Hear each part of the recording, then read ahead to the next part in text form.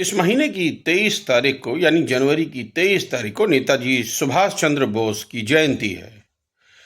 और जयंती से पहले नेताजी सुभाष के नाम पर बनाया मैदान जो कि जमशेदपुर सांची में है, उसकी हालत निहायत बुरी है। इसको लेकर बंगबंधु नामक संस्था ने डीसी मुख्यालय में एक अर्जी दाखिल की है, जहां बहुत सारी शिकायतों के साथ ये लिखा है कि एक हाई मास्ट लाइट जो खराब पड़ी है, साथ ही साथ जो नेताजी सुभाष चंद्र बोस की प्रतिमा है, जो उनकी बेदी है, जो बस्ट लगा हुआ है, वो निहायत गंदा हो रहा है और उसकी कोई देख रेख नहीं। साथ ही साथ फाटक जो है चारों तरफ घेरा हुआ, वो भी खुला पड़ा है, जिस कारण से संस्था के लोगों की शिकायत है कि लोग बैठकर यहाँ नशा कर रहे हैं। इन सारी शिकायतों के साथ ये मांग की गई है कि फौरी तौर पर साफ सफाई की जाए और रंग रोगन कर इस इलाके को, इस प्रतिमा को खूबसूरत बनाया जाए, ताकि 23 तारीख को शर्मिंदा ना होना पड़े। आइए दिखाते हैं आपको पूरी खबर और सुनाते हैं क्या कहा बंगबंधु की अपर्णा ने।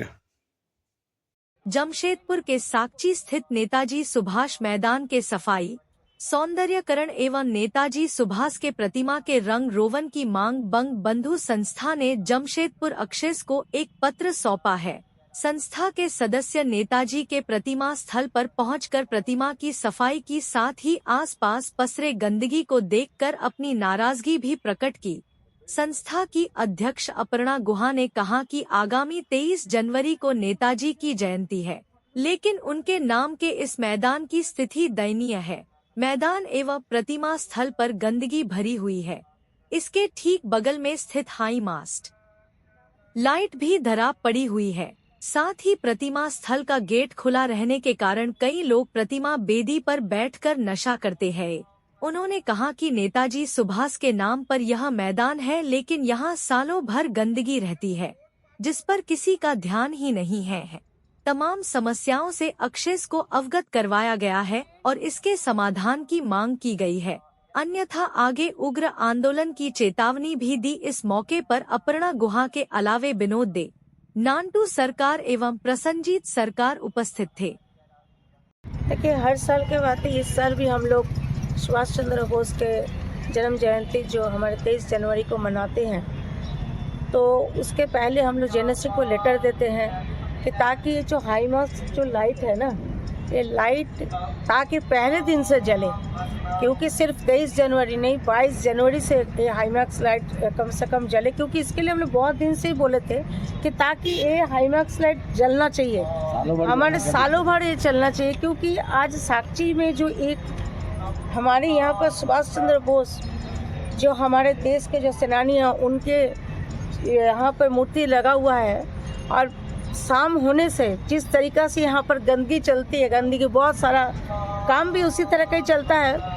नशे की एक जगह बन गई है ये। दूसरी बात है कि सब तरह के आदमी कभी आते हैं, जब भी हम लोग आते हैं तो देखते हैं कि यहाँ पर